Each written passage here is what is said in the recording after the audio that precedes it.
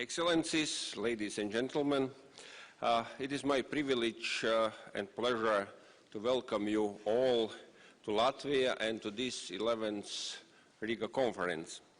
Your presence here and your willingness to invest your time, knowledge, and experience in exploring the security challenges we face is of the utmost importance. This is especially so now when we are facing a new set of circumstances. During the past decade, the world has become a much more dangerous place. We are faced with many different and simultaneous challenges. We no longer live in the safe, comfortable, ordered world which we thought that we had attained with the fall of communism. In Europe, we are faced with a migration crisis which is difficult to deal with. Terrorism has grown to levels not seen in decades. Just beyond Europe's borders, we are witnesses to bloodshed in a number of countries, with Syria being the most appalling example. Further afield, the potential for conflict in the South China Sea and North Korean nuclear program are only two examples of potentially catastrophic dangers.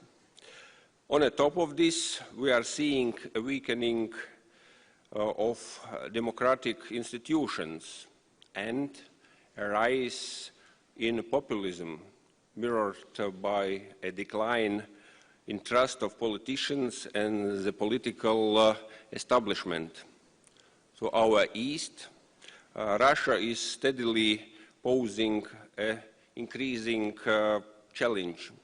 It is a country which sees the West and our values as its adversary. The conflict in Ukraine continues. All of this forces us to remember why peace in Europe has largely been maintained for over 70 years. Firstly, there are the rules and conventions of international relations, including the respect for international law, sovereignty, and the territorial integrity of other states. But more directly, the EU and NATO have been the foundations of peace and stability in Europe. In the case of the EU, we have grown complacent. The generations which had first-hand experience of what world war means are no longer with us. We have started to think of war as something that happens elsewhere and with which we engage only via our television screens or by sending a small warrior class to participate. We have forgotten that one of the reasons Europeans came together in tighter cooperation was to avoid a repeat of the horrific conflicts of the 20th century. As for NATO, the principle of peace through security has been a theme shared by the Allies throughout NATO's 67 years. This guiding principle has kept the strongest alliance in the world history united for a common purpose. During the first 2 decades after the fall of communism, NATO struggled to find a role. But the alliance has been suddenly revitalized by the actions of Russia. Russia has undertaken a huge military build-up over recent years, and it has recently turned to nuclear saber-rattling. Combat operations are exercised next to NATO's borders. We have already seen in Georgia and Ukraine how such exercises can turn into aggression, occupation, and annexation. Russia may have no immediate intention to use military force against NATO member states, but the regional capability is undeniable. This underlines the importance of maintaining a well-functioning EU and a strong NATO, dedicated to the preservation of peace through security.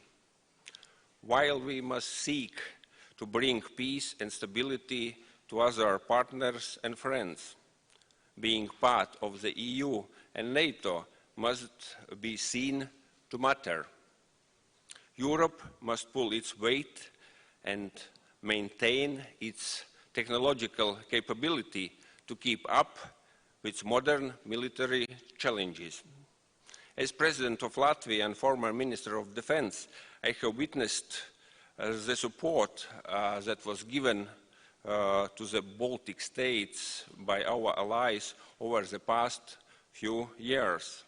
Reassurance and the enhanced forward presence are of vital importance.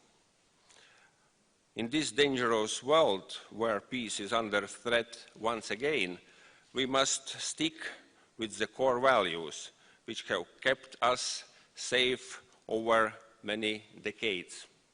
These are principles of democracy, individual liberty, and the rule of law. These are cornerstones of EU and NATO policy. They are principles upon which free societies are built, and they form the basis of preserving peace now and in the future. Many challenges can only be overcome through cooperation.